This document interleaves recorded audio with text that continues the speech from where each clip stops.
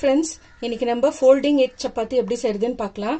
அதுக்கு ஒரு கப்புக்கு நான் கோதுமை மாவு எடுத்திருக்கேன். 4 முட்டை உடைச்சி வச்சிருக்கேன். ஒரு மீடியம் சைஸ் வெங்காயம் பொடியாக கட் பண்ணி வச்சிருக்கேன். அதே மாதிரி கருவேப்பிலை, கொத்தமல்லி பொடியாக கட் பண்ணி வச்சிருக்கேன். இது கொழும்பு மிளகாத்தூள் தான் எடுத்திருக்கேன் 2 ஸ்பூனுக்கு. நீங்கள் வந்து தனித்தனியாக இருந்துச்சுன்னா 1 ஸ்பூனுக்கு சில்லி பவுடர், 1 ஸ்பூன் தனியா பவுடர் அந்த மாதிரி எடுத்துக்கோங்க. சாட் மசாலா ஒரு அரை ஸ்பூனுக்கு எடுத்திருக்கேன். கொஞ்சம் மஞ்சத்தூள், உப்பு தேவையான அளவு. ஒரு மிக்சிங் பவுல் எடுத்துக்கோங்க. இதில் ஒரு கப்புக்கு கோதுமை மாவு சேர்த்துக்கலாம்.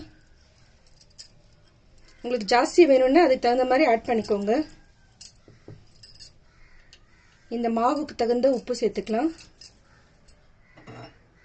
ஒரு குழிக்கரண்டிக்கு எண்ணெய் காய்ச்சி வச்சிருக்கேன், அதையும் இதோட சேர்த்துக்கோங்க. சேர்த்துட்டு இதை கலந்துட்டு சப்பாத்தி மாவு பதத்துக்கு பிசைஞ்சு எடுத்துக்கணும். கொஞ்சம் கொஞ்சமாக தண்ணி சேர்த்து பிசைஞ்சுக்கோங்க. சப்பாத்தி மாவு பதத்துக்கு பிசைஞ்சா போதும்.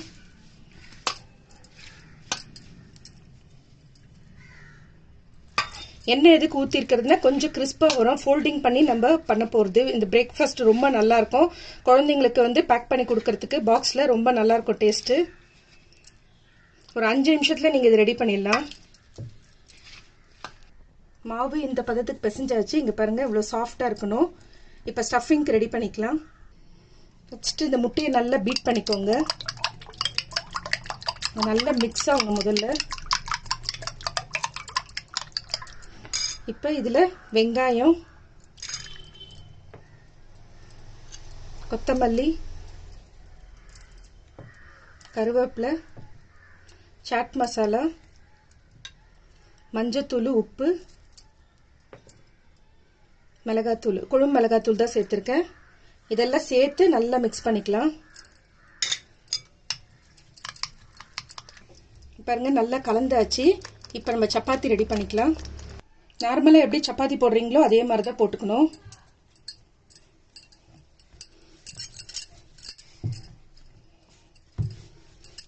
கொஞ்சம் மெலிசாவே திரட்டிக்கோங்க.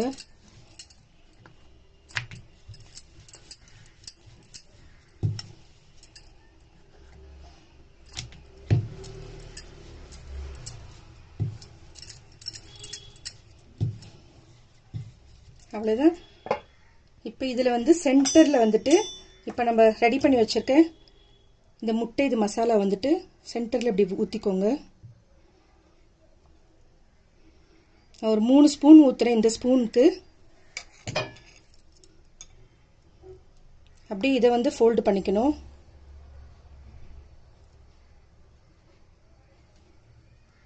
திரும்ப இதை ஃபோல்டு பண்ணிக்கோங்க.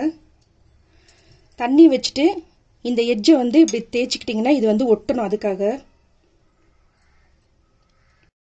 இப்போ அதே மாதிரி இந்த எட்ஜில் தண்ணி தடவிக்கோங்க. ஏன்னா மாவு ஒட்டுறதுக்காக தான். இந்த பக்கம் க்ளோஸ் பண்ணிக்கோங்க. அதே மாதிரி இந்த பக்கம் க்ளோஸ் பண்ணிவிட்டு இப்போ இதை பொரிச்சு எடுத்துக்கலாம். பேனில் கொஞ்சமாக எண்ணெய் ஊற்றிக்கோங்க. நம்ம வந்துட்டு நிறைய எண்ணெய் ஊற்றி பண்ண வேண்டாம். இது மெதுவாக எண்ணெய் காஞ்சோடனே மெதுவாக அப்படி வச்சுக்கோங்க.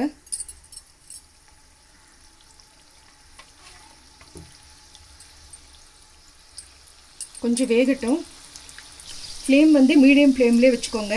ஏன்னா ஹை ஃப்ளேமில் வச்சுட்டா உங்களுக்கு மேலே இருக்கிற மாவு மட்டும் வெந்துடும், உள்ளே இருக்க ஸ்டஃபிங்கை முட்டை வந்து வேகாது.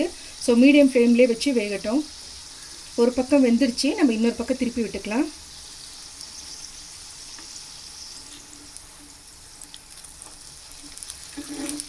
உங்களுக்கு இது வந்து எக் பஃப் சாப்பிட்ற மாதிரி இருக்கும் டேஸ்ட்டு. இந்த மாதிரி டிஃப்ரெண்ட்டாக செஞ்சு கொடுத்தா பசங்களும் ரொம்ப விரும்பி சாப்பிடுவாங்க. இப்போ ரெடி ஆகிடுச்சு, நம்ம எடுத்துடலாம். கொஞ்சம் இப்படி சாய்ச்சி வச்சுக்கோங்க. அதில் இருக்க எக்ஸஸ் எண்ணெய்லாம் வந்துடும்.